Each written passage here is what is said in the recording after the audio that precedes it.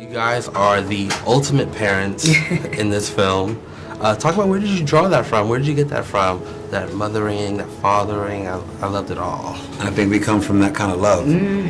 Whether we received it from our parents and uncles and cousins and grandparents, neighbors, yeah. It was something we just had to cull from our own experiences. It was not that you weren't up to that task of research of looking at things so far outside of yourself. This was like the one bit of research where you're like, I need to go into some family albums and recall some stories and cookouts and barbecues. Yeah. Remember that time? Yeah. They showed out at that party. Well, we got a moment of showing out in this film. Right. Right? And then this thing happened. So I think we leaned into all of that, right? Yeah, absolutely.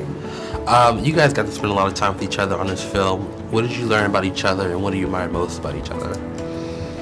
Man, I think for me, it was more, there were so many things I just kind of assumed with Coleman just because we never really met. Maybe if we did, it was just like hi and passing. But, I knew he was a director. I knew he was a writer. I knew he was a producer. So I have all of these ideas in my head of how this man's mind must work for him to do all of these things and be such a powerful actor at the same time. I just feel like as I got to know him, just those things were confirmed. All the specialness that I thought about you were just confirmed to the third power, Thank you. Yeah. And I'm still enjoying it and learning more. I feel the same way about Regina. I've known her work and been a fan of her work for so many years.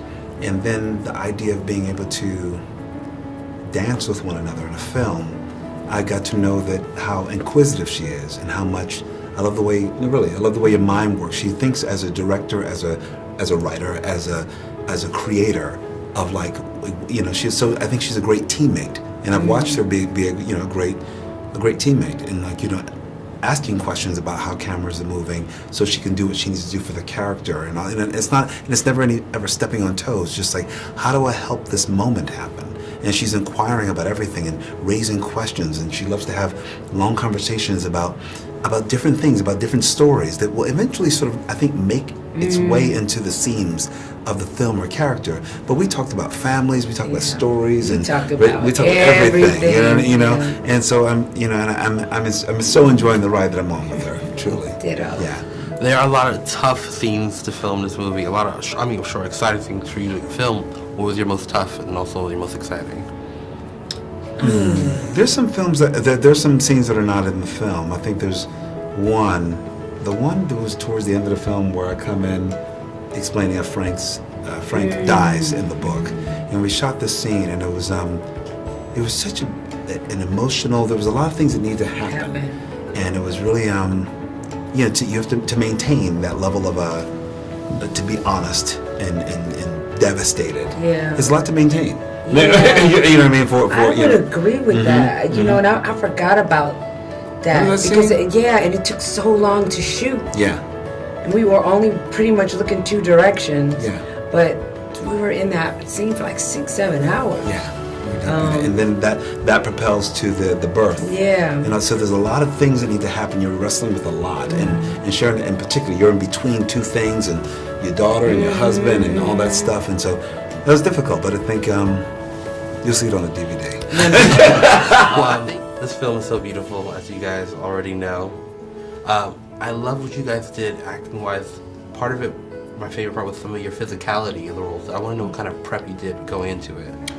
I had a lot of, Fonny's a sculptor, and as an artist, I wanted to make sure I was really embodying that aspect of him.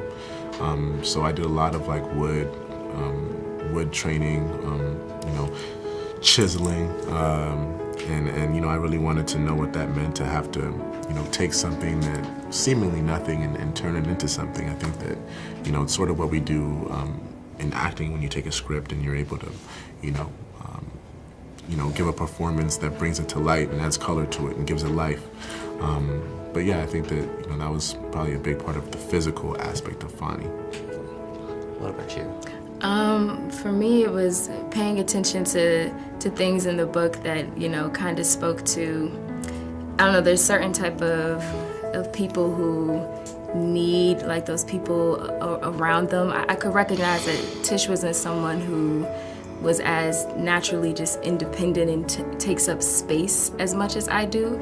And so I started to, you know, play around with what does that look like, to not be someone who maybe takes up as much space, or, you know, to be someone who, you know, invites a lot of help and like a lot of that nurturing and tenderness in. And so I found myself like, how do I make my 5'9" self a little smaller, you know, a little less of a standout. You guys obviously spent a lot of time together doing this. What did you learn about each other doing this project? And what do you admire most about each other? Yeah, I, you know, working with Kiki, you know, to me, it was incredible because it sort of gave me perspective of like, you know, what it was like for me, you know, being in my first movie, and seeing like the energy and the light that she brought to the set every day. You know, having her as a scene partner, somebody who's so open. You know, I think the purity of her and the innocence of her. You know, I think that aspect of it really was, you know, appealing to me. I think that it was fun for me to have her as a scene partner and to be able to bounce off of her in that way. No, I just felt so supported by Steph. I mean, you know, he had to be the person to witness, you know, my first timer mistakes, you know, the most, and was just so helpful in me, you know, learning to navigate a film set, and especially helpful in me gaining confidence on a film set, and, you know, gaining confidence and speaking up about, you know, what I needed. Like, there would be some times where I'm like thinking about something like, man, I'm like, I could probably use like another rehearsal, I think. And then he was just like, hey, I think Kiki needs another rehearsal. And then it gave me, you know, that energy of like, okay, well, next time I can just say that myself. So I was very, very thankful for that. And then he's also just a phenomenal actor. Barry, this film is so beautiful. Thank you. Sickeningly beautiful. Thank you. Tell us, like, what was the first steps you knew, like, this was the one for you, this was the James Baldwin book for you? You know, when a friend of mine sent it to me and I read it for the first time, and when I understood just how lush the romance between Tish and Fonny was, that was what first grabbed me. But then also too, the tragedy of the situation they find themselves in grabbed me as well, and kind of the tension, the duality between this idea of a thing descending, while another thing, this love, is blossoming. It just kind of opened up all this very fertile visual territory for me. The dynamic, the relationships are so genuine and pure. It's one of my favorite things about the movie. How did you accent that in the script and in directing?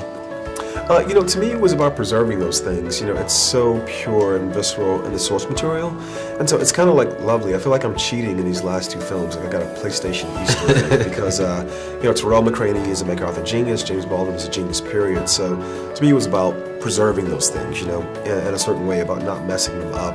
And I feel like all praise to Mr. Baldwin, because you're right. I think the dynamic between the characters, between the scenarios, is so rich and fertile that you want to just translate those things to the characters and onto the screen as best you can. Moonlight, I mean, such an iconic film now. How did Moonlight prepare you for this? You know, it's interesting. Because it had been 8 years between making films, there were certain things that we tried aesthetically in Moonlight, but we tried them out of fear almost, you know, like, can I have characters look at the camera, you know, can I have different actors embody this main character?